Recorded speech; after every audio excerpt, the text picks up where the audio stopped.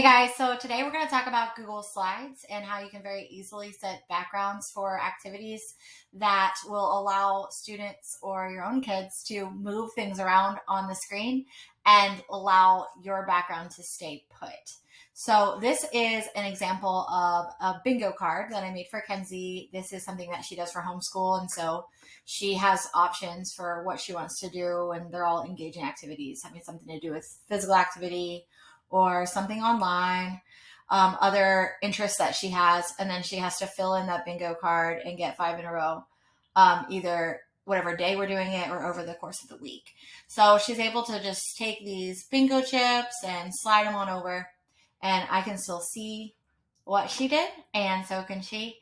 And it's just like playing real life bingo, except kind of cooler. So what I do is I start with a Canva background, and I make most of my backgrounds and things on Canva. And so for this one, I literally opened up my Canva account and typed in bingo card. Now Canva has free options and they have paid options, so you can tell if the template is free or the pro version based on what happens whenever you open it up. It'll tell you. So I go ahead and edit whatever I want to inside of this. So I can change it to the name or whatever the topic is that I'm doing.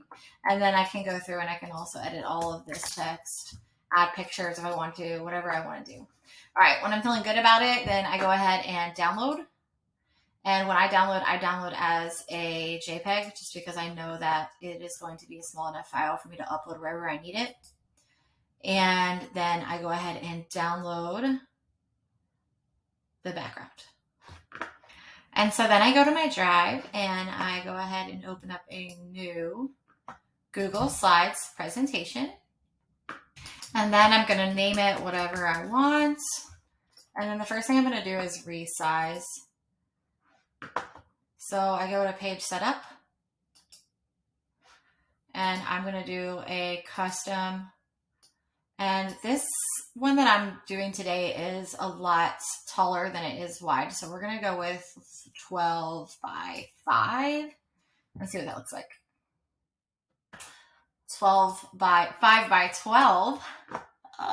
That's okay. I always actually kind of go back and forth with this a little bit and see what's going to work the best for my card. Okay, so that actually looks a little bit too much. So let's do like 10 instead. 10. Better. We'll see what happens. Okay, so then I'm going to go to background.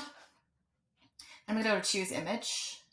And then down here I have that JPEG that I saved earlier. And I'm going to go ahead and just drag and drop that. And then hit done. Okay, so this actually really worked well for this particular slide. I'm going to go ahead and delete all these text boxes. So this is set as the background. And what that means is if I add things on top of it that I want students to drag or my kids to drag and drop, that it won't pick up anything else in the background, right? So they can easily drag these items without completely ruining the actual slide. And so what I do next is I create the bingo pieces. And of course it's bingo pieces for this, but for any activity that you want, you could make it whatever you'd like. I like to do shapes instead of text boxes because they're easier to manipulate. So I'm going to do circles and I'm going to make one circle. I'm going to make sure it's the size that I want. It's a little bit big. So maybe just a little bit smaller. Okay, so whatever I want. Now, obviously these circles are blah. So I'm going to go in and I am going to edit my circles. And I'm going to do any color. It really doesn't matter. And if I want to make this transparent like I did with Kenzie, then I just click on the paint can. I go down to custom. And then I can change the transparency. And so whenever I drag it, you'll still be able to see what's underneath. It also is just really nice to not have to worry about them picking up the actual page and moving it around.